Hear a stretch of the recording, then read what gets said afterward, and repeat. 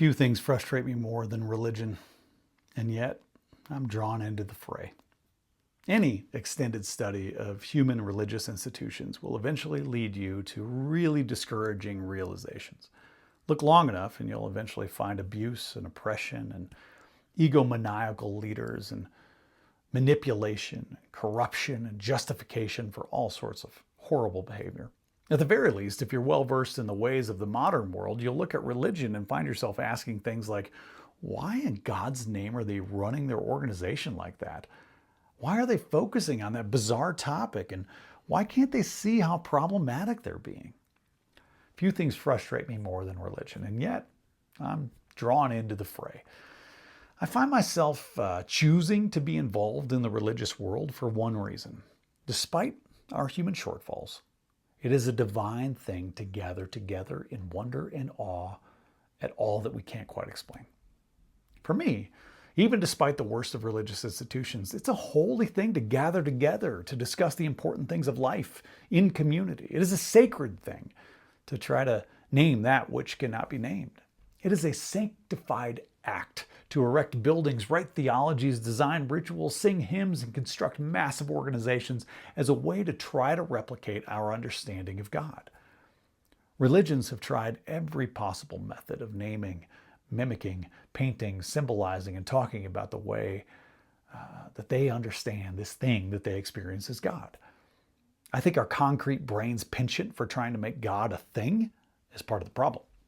What if God isn't a thing, but instead is that which exists within, around, and between the thing? What if the slippery grand mystery we've tried to name and tame eludes our words and our boxes because it is most encountered in the spaces and in the uncontainable substance we find ourselves swimming in? In the mystical, non-canonical gospel of Thomas, Jesus taught in Cone, "Split a piece of wood, I am there. Lift up the stone, and you will find me there." That's from the Gospel of Thomas, little saying 77. Jesus, God, the light, is not the wood and not the stone. They are that which is revealed when the wood is split and that which is uncovered when the stone is lifted. Space, possibility, connection, relationship, betweenness. The frustrating paradox of religion is that we've tried to make God out of the wood and the stone. We've built these grand physical cathedrals and we've carved these ornate crucifixes and we've attempted to engineer stairways and ladders to reach the heavenly realm only to be left unfulfilled, when all along God was there in the space between. The wood and the stone, they are we, not God, but always capable of encountering God and revealing God in our sacrifices made for each other and in our lifting up of one another off the cold, dark earth. The relationship, the space between us. I am there, says Jesus. Religious institutions, the things, are eternally frustrating, but God is there in the making of them. God is there in the conversations about how they should be designed and how they should serve the world. God is there in the middle of the church committee meeting and the temple council meeting and the email between imams about how to best show up in the community. God is there in the conversation. We build these things thinking they will contain God, but God shows up in the building of the building, not the building. Split the wood, you'll see God. Lift up the rock, you'll feel God's cool breeze on your fingertips. Every time we come together with curiosity and wonder, every time we discuss how to make our world better, every time we converse and contemplate with each other about eternity and the afterlife and how to make the most of our short time here, every time we grieve together and celebrate together and pray for revolution together, every time we share a cup of coffee and talk about life, God shows up.